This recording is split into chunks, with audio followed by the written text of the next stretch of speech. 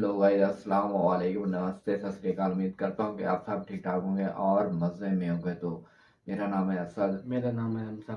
आज की वीडियो है जी कुंभ मेले के बारे में, जिसमें हम देखेंगे कि भाई ये कुंभ मेले का नाम किस तरह रखा गया है कि इसमें इस वीडियो में इसकी स्टोरी के बारे में हमको देखने को मिलेगा।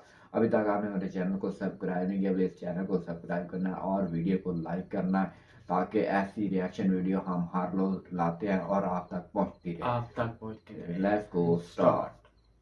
कुंभ मेला शुरू होने वाला है।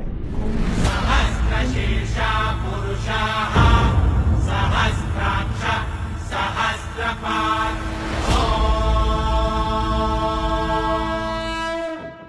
कुंभ मेले के बारे में आप सभी ने एक ना एक बार कहीं ना कहीं किसी ना किसी तरह से जरूर सुना होगा। किसी मूवी में, दादी नानी की कहानियों में, या फिर इस कहावत में कि दो भाई कुंभ के मेले में बिछड़ गए। भगवान, तूने कुंभ का मेला क्यों बनाया? कुंभ मेला इस साल 13 जनवरी से 25 फरवरी तक प्रयागराज में आयोजित होने वाला है। कुंभ मेले के बारे में आपने बहुत सारी होर्डिंग्स में, टीवी में, न्यूज चैनल्स में अब तक देख ही लिया होगा। प्लेटफॉर्म के कोने कोने पर कुंभ के स्लोगन के साथ रंग बिरंगे पोस्टर भी लगाए गए हैं। इस साल होने वाला कुंभ मेला अपने आप में बहुत अलग है। ये एक महाकुंभ है जो कि 144 सालों में होता है और इस साल वो 144वां साल है। ये महाकुंभ प्रयागराज में शुरू होने वाला है। लेकिन सवाल यहाँ ये आता है कि कुंभ मेला इतना फेमस आखिर होता क्यों है? कुंभ मेले का नाम दुनिया की लार्जेस्ट गैदरिंग्स की लिस्ट में दर्ज है। ये दुनिया का सबसे बड़ा रिलीजियस गैदरिंग स्पॉट है। यहाँ पर करोड़ों लोग आते हैं जो देश के अंदर से और देश के बाहर से होते हैं। 2019 में प्रयागराज में अर्ध कुंभ मनाया गया था, जिसमें लगभग 200 मिलियन यानी कि 20 करोड़ लोग आए थे। प्रयागराज उत्तर प्रदेश में है। उत्तर प्रदेश की पूरी पॉपुलेशन भी लगभग 200 मिलियन के आसपास है। आप इस फिगर से अनुमान लगा सकते हैं कि कुंभ मेले में कितनी बड़ी गैदरिंग होती है। इमेजिन करो, करोड़ों लोग जो एक ही आस्था से और परंपरा से जुड़े हैं, एक ही जगह पर इकट्ठे हो रहे हैं। कुंभ मेला हिंदू आस्था का एक महान तीर्थ पर्व है। अग्रान गिड़नक तकनक धुम चिट तक गति घनधा। अग्रान गिड़नक तकनक धुम चिट तक गति घनधा।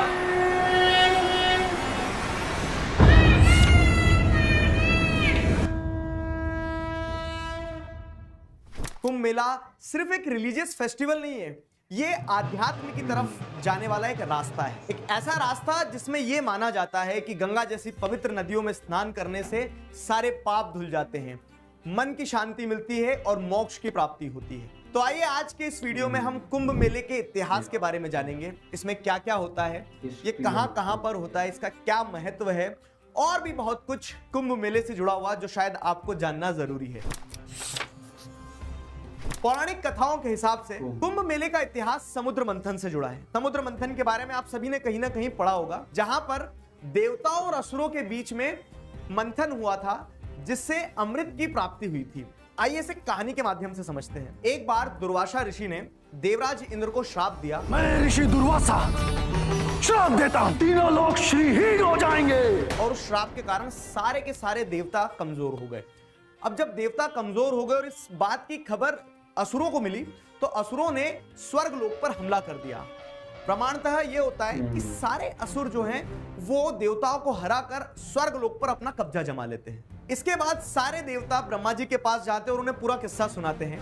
ब्रह्मा जी सारे देवताओं को लेकर विष्णु जी के पास जाते हैं और मदद मांगते हैं। तब विष्णु जी उन्हें एक सुझाव देते हैं कि हमें समुद्र मंथन करना चाहिए और समुद्र मंथन से अमृत निकलेगा।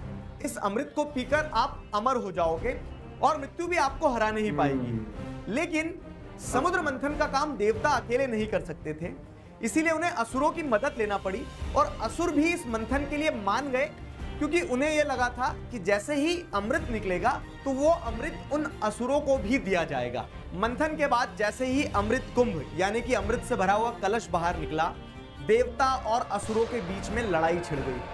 और इसी लड़ाई के बीच में विष्णु भगवान ने अपना वाहन जो था यानी कि गरुड़ देव को यह अमृत का कलश लेके वहां से उड़ जाने को कहा। और जब गरुड़ देव यह कलश लेकर जा रहे थे, तब अमृत की 4 बूंदें 4 जगह पर गिरती हैं। हरिद्वार, उज्जैन, नासिक और प्रयागराज।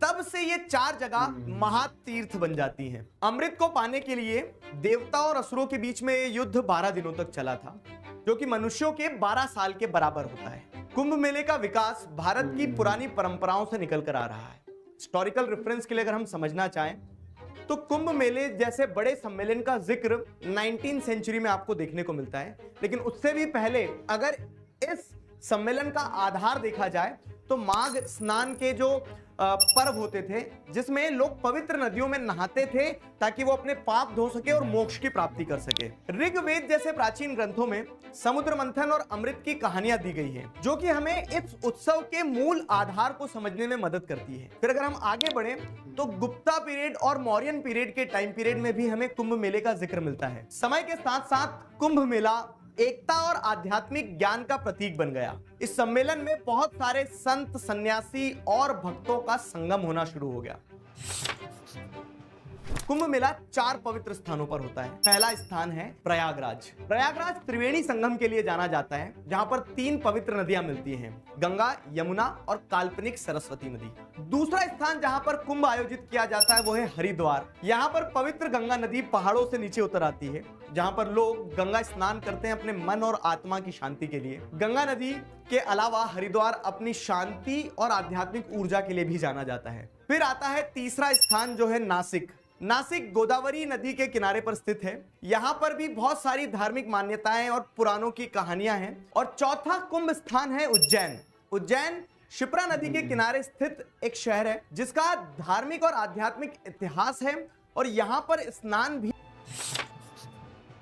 कुंभ मेले के हिस्टोरिकल और रिलीजियस सिग्निफिकेंस को समझने के बाद अगर इस चीज पे नजर दौड़ाई जाए कि आखिरकार कुंभ मेले में होता क्या है, तो यहाँ पर शाही स्नान होते हैं, गंगा आरती होती है, हवन पूजन होते हैं और साथ ही साथ पिंडदान भी किए जाते हैं। इसी के साथ साथ इस मेले में बहुत सारे मठों के संत साधु आते हैं, रिलीजियस पर्सनालिटीज आती हैं, कथा और कीर्तनों के इवेंट भी होते हैं। अलग अलग राज्यों से बहुत सारे लोग आते हैं जो अलग अलग संस्कृति को यहाँ पर दर्शाते हैं।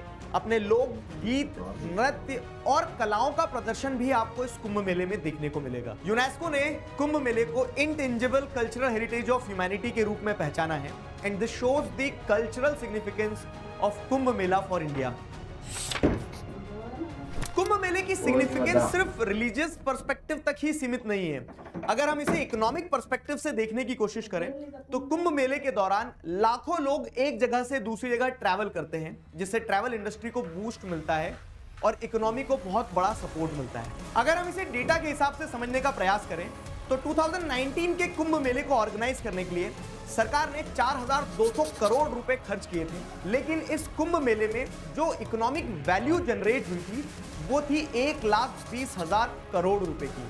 और साथ ही साथ एक अकेले कुंभ मेले में 6 लाख लोगों को जॉब मिली थी। सिर्फ हॉस्पिटैलिटी इंडस्ट्री की अगर बात की जाए तो 2.5 लाख जॉब जनरेट हुई थी। इन बड़े बड़े फिगर्स के अलावा इस पूरे इवेंट से लोकल बिजनेस को बहुत बूस्ट मिलता है। छोटे से वेंडर से लगा के बड़े बड़े रेस्टोरेंट तक जो होते हैं उन्हें काफी सारा काम मिलता है और वो अपने कुछ दिनों में उतना पैसा कमा लेते हैं जितना उनके साल भर की इनकम होती है। अभी तक वीडियो में आपको ये समझ तो आ ही गया होगा कि कुंभ मेला अपने आप में क्यों यूनिक है, क्योंकि इसका स्केल इतना बड़ा है। अब इतने बड़े मेले को ऑर्गेनाइज करने में बहुत बड़े बड़े चैलेंजेस भी आते होंगे। मेले को अटेंड करने से लगा के ऑर्गेनाइज करने तक हर लेवल पे अपने अपने एक चैलेंज है।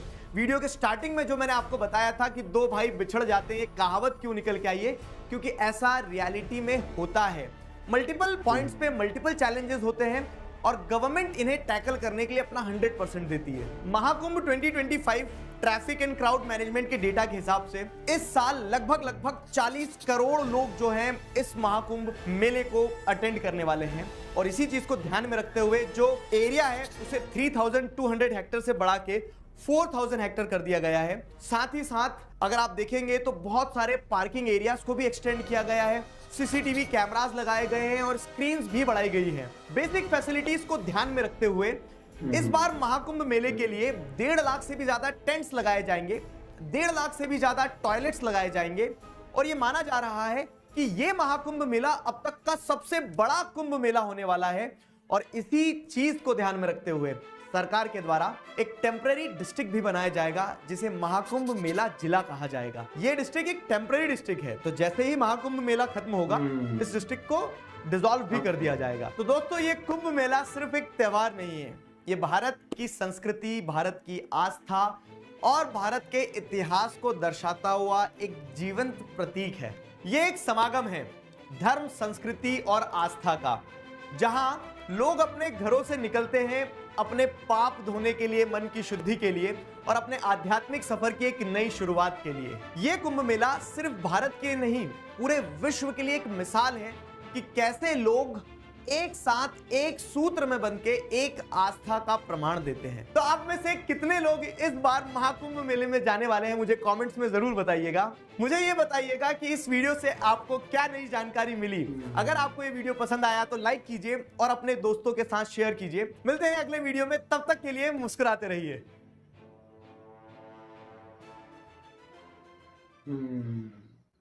सो गाइस, वीडियो पे रिएक्शन किया, बहुत ही मज़ा आया। इसमें थी तमाम कुंभ मेले की हिस्ट्री, जो कि 144 ईयर्स के बाद लगता है और ये 22 जनवरी से लेकर 28 फरवरी तक ये कुंभ मेला लगाया जाता है, जो कि 4 जगहों पे वो भाई कह रहा था कि 4 जगहों में एक बार हर जगह पे लाजमी लगता है, जो कि वो ऑर्बिट के लिहाज से एक ऑर्बिट वो पूरा करता है 12 साल में। तो 12 साल के बाद ये डिसाइड किया जाता है कि ये कहाँ लगाया जाए। और दूसरी बात इसमें ये भी देखने को मिली है कि लोग इस त्यौहार को, इस इवेंट को एंजॉय करने के लिए अपने घरों से निकलते हैं और अपने आत्मा की शांति के लिए गंगा नदी और इस मेले में ज़रूर जाते हैं, क्योंकि ये तकरीबन 144 ईयर्स के बाद लगता है। और ये इंडिया भाइयों के लिए और बहनों के लिए ये एक ख़ास और स्पेसिफिक इवेंट है। मुझे तो वीडियो देख के बहुत ही मज़ा आया। एक बेहतरीन फेस्टिवल है जिसमें इंसान अपनी तारीखी, मजहबी और दूसरा वो भाई अमर के बारे में बता रहा था कि वो जो शरबत है जो पीते हैं कि वो पूरी ज़िंदगी के लिए अमर हो जाता है, उसके तमाम पाप धुल जाते हैं और वो सही तकरीबन बेहतर लिहाज से अपनी ज़िंदगी बसर करता है और अपने पापों की प्रायश्चित कर देता है। सो भाई, आपको कैसी लगी? हाँ, मुझे भी वीडियो में बहुत ही जानकर पहले तो मुझे था ये कुंभ का मेला क्या होता है, ये इसके बारे में जानना का चाहिए था। तो मैंने बेनज़ीर वीडियो में देखा तो मुझे समझ आया भाई ये इस मेले का नाम इस तरह रखा गया है। दूसरी बात ये भी देखने को मिली है कि भाई कुंभ का मेला भाई दो भाइयों का, जो दो भाई होते हैं मेले में घूम जाते हैं, उस पर भी जो थोड़ी सी ना मिलती जुलती है। कई वीडियो में भी आया था कि भाई कुंभ के मेले के दो भाई एक मेले पे घूमे थे तो उसका नाम कुंभ का मेला रखा गया था। तो बाकी बहुत ही सरासनी और ये देवी और जो भी उनके ऊपर ये एक हिस्ट्री बनी गई है, उनकी हवाला से ये एक मेला लगता है जो कि 144 साल बाद एक बार लगता है। तो इतने सालों बाद एक बार लगता है और इसके लिए डिसाइड भी किया जाता है। तो मुझे तो इसमें थोड़ी इन्फॉर्मेशन मिली है। बाकी आगे मज़ीद कोई वीडियो आएंगी तो उस पर भी रिएक्शन करेंगे और समझेंगे। अभी तक आपने हमारे चैनल को सब्सक्राइब किया, चैनल को सब्सक्राइब करना और वीडियो को लाइक करना है, तो प्यारा सा कमेंट भी आपने करना है। तो मिलते हैं नेक्स्ट वीडियो के अंदर, तब के लिए बाय बाय गाइस।